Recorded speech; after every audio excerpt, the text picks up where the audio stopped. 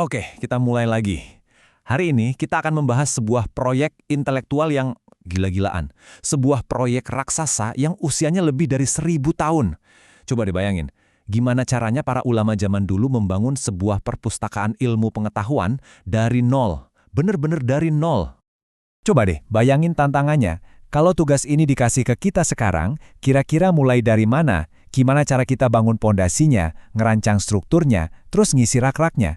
Nah, pertanyaan besar inilah yang mau kita jawab dengan menelusuri sejarah luar biasa dari ilmu hadis. Oke, jadi gini, setiap perpustakaan megah itu butuh blueprint, butuh cetak biru. Nah, dalam kasus ini, cetak birunya adalah apa yang disebut ilmu mustalah. Tujuannya kelihatannya simpel, tapi ini krusial banget, yaitu memastikan setiap buku, atau dalam hal ini setiap riwayat yang masuk ke perpustakaan ini valid, akurat, dan otentik. Terus gimana sih proyek sebesar ini dimulai? Ya kayak bangunan pada umumnya, semua dimulai dari batu pertama. Yuk kita kenalan sama para pionir, orang-orang pertama yang berani meletakkan fondasi buat perpustakaan ilmu yang luar biasa ini.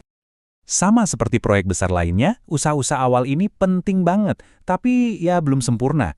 Ada Al-Ramo Hurmuzi, dia yang pertama kali memulai, tapi karyanya belum mencakup semuanya. Terus Al-Hakim datang dan memperluas cakupannya, tapi susunannya masih belum sistematis. Lalu Abu Nuaim menambahkan lagi yang kurang, tapi pekerjaannya masih jauh dari selesai. Intinya, mereka inilah yang meletakkan fondasi, yang nyiapin panggung buat penyempurnaan di masa depan. Oke, fondasinya udah kepasang nih. Tapi kan itu baru permulaan ya. Setiap bangunan megah itu butuh visi, butuh seorang arsitek jenius yang bisa merancang aula utamanya. Dan dalam kisah kita, sang arsitek ahli itu akhirnya datang. Nah, ini dia yang bikin Al-Khatib Al-Baghdadi itu revolusioner. Pendekatannya yang super sistematis. Dia bukan cuma nulis satu buku, dia itu kayak ngebangun framework ilmunya. Kitab Al-Kifayah miliknya jadi pilar utama kaidah periwayatan. Terus ada Al-Jami yang bahkan ngebahas sisi etika meriwayatkan hadis. Ini unik banget pada masanya. Pokoknya hampir nggak ada cabang ilmu hadis yang kelewat dari perhatiannya. Dia benar-benar sang arsitek sejati. Dan pengaruhnya itu gede banget. Dengerin deh kutipan dari Ibnu Nukta ini. Kutipan ini benar-benar menegaskan statusnya. Al-Khatib itu bukan cuma berkontribusi, dia yang mendefinisikan arah ilmu ini untuk generasi-generasi berikutnya. Jadi semua ulama setelahnya, pada dasarnya, cuma nerusin bangunan di atas rancangan yang udah dia buat. Oke, rancangan arsitekturnya udah jadi, pilar-pilarnya udah berdiri kokoh, terus apa lagi nih yang kurang dari perpustakaan kita? Jawabannya, ya mengumpulkan semua ilmu yang masih berceceran di mana-mana dan menyatukannya dalam satu koleksi yang super lengkap dan definitif. Coba deh, bayangin selama hampir 200 tahun setelah Al-Khatib, ilmunya itu nyebar di banyak banget buku. Kalau ada yang mau belajar, mereka harus berburu dari satu kitab ke kitab lainnya. Repot kan? Nah, disinilah muncul Ibnu Al-Salah. Dia melakukan sesuatu yang, wow, monumental banget. Semua karya penting itu dia kumpulkan jadi satu master volume, yang kita kenal sekarang sebagai Muqaddimah Ibnu Al-Salah. Dan efek dari buku ini gila banget. Karya Ibnu As-Salah ini jadi kayak mataharinya, jadi pusat dari seluruh galaksi keilmuan hadis selama berabad-abad. Meskipun awalnya susunannya belum begitu rapi, buku ini jadi rujukan utama.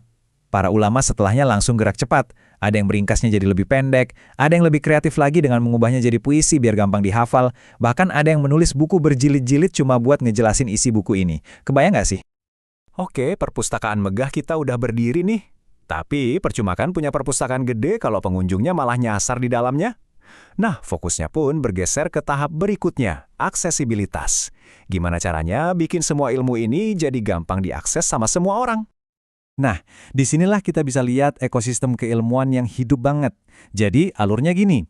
Al-Nawawi meringkas karya Ibn Al-Salah. Terus, Al-Iraqi mengubahnya jadi puisi 1000 bait yang indah. Nggak berhenti di situ, Al-Sakhawi dan Al-Suyuti nulis buku penjelasan super tebal buat ngejelasin ringkasan dan puisi tadi. Lalu, muncullah Ibnu Hajar dengan Nuhbat Al-Fikarnya, sebuah ringkasan kecil yang super padat dan inovatif. Dan tentu aja, yang mungkin paling terkenal, Manzumah Al-Baikuniyah, puisi 34 bait yang jadi kayak buku saku wajib bagi setiap pelajar. Tapi jangan pikir ceritanya selesai sampai di situ ya. Perpustakaan ini tuh bukan monumen mati yang cuma bisa dipajang. Ini adalah sebuah tradisi yang hidup, yang terus tumbuh dan berkembang sampai hari ini. Dan poin pentingnya adalah, proyek ini tuh nggak pernah benar-benar selesai. Bahkan sampai di era modern, di abad ke-20, masih ada ulama seperti Al-Qasimi yang terus berkontribusi, seolah-olah nambahin ruangan-ruangan baru ke dalam perpustakaan raksasa ini. Jadi, yang kita bahas hari ini, itu beneran cuma puncak gunung esnya aja. Di bawahnya masih ada lautan ilmu yang luar biasa luas. Nah, sebagai penutup, saya mau kasih satu pertanyaan buat kita semua. Kita sekarang hidup di zaman misinformasi, di mana berita bohong atau hoax itu nyebar lebih cepat dari apapun. Kalau kita lihat lagi ke belakang, keperjuangan 1000 tahun lebih untuk memverifikasi satu informasi saja, kira-kira pelajaran apa sih yang bisa kita ambil dan kita terapkan di dunia kita sekarang? Coba deh direnungkan.